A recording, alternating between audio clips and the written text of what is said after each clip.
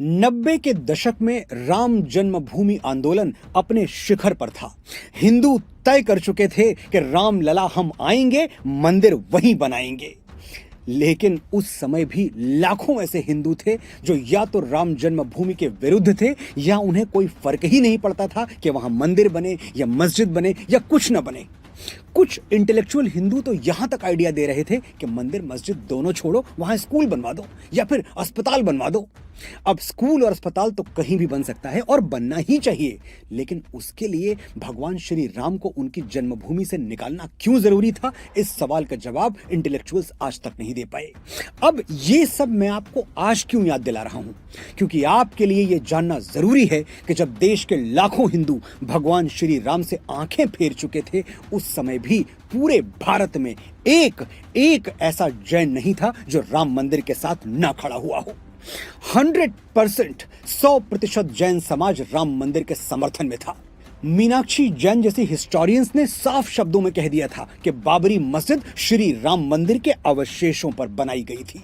जैन मुनि श्री लोकेश आचार्य का एक स्टेटमेंट मुझे आज तक याद है। मुनि ने कहा था, राम मंदिर अयोध्या में नहीं बनेगा तो क्या मक्का में बनेगा।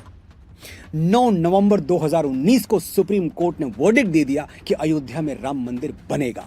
इस फैसले के स्वागत में जितने ढोल नगाड़े हिंदुओं ने बजाए, उतने ही उल्लास के स्वर जैन समुदाय से भी सुनाई दिए।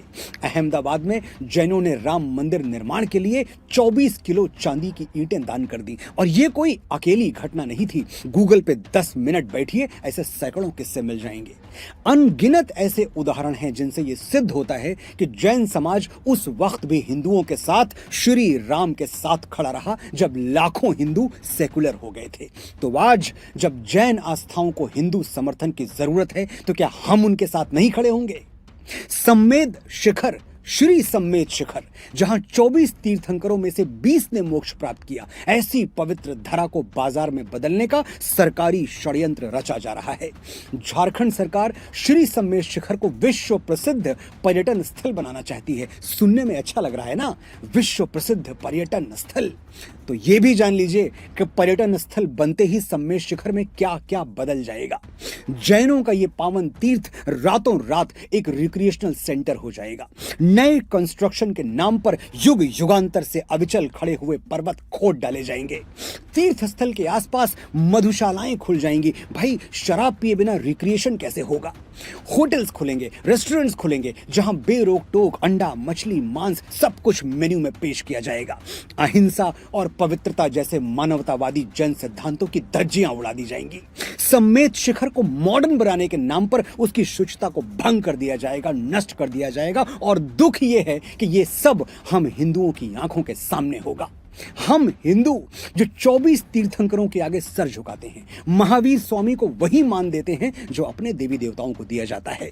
हम जो राम मंदिर के लिए जैनों के ऋणी हैं। और जैन कौन है, एक बार ये भी जान लीजिए। मैं आस्था के चश्मे से नहीं, तर्क के माइक्रोस्कोप से देख के बात करूंगा, इसलिए ध्यान से सुनिएगा।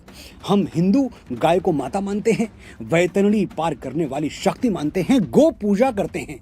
तो ये जानिए कि हमारी मां के लिए जैन समाज क्या क्या करता है। हमारे यहां लगभग 16,000 गौशालाएं हैं जहां गाय की सेवा मां की तरह की जाती है।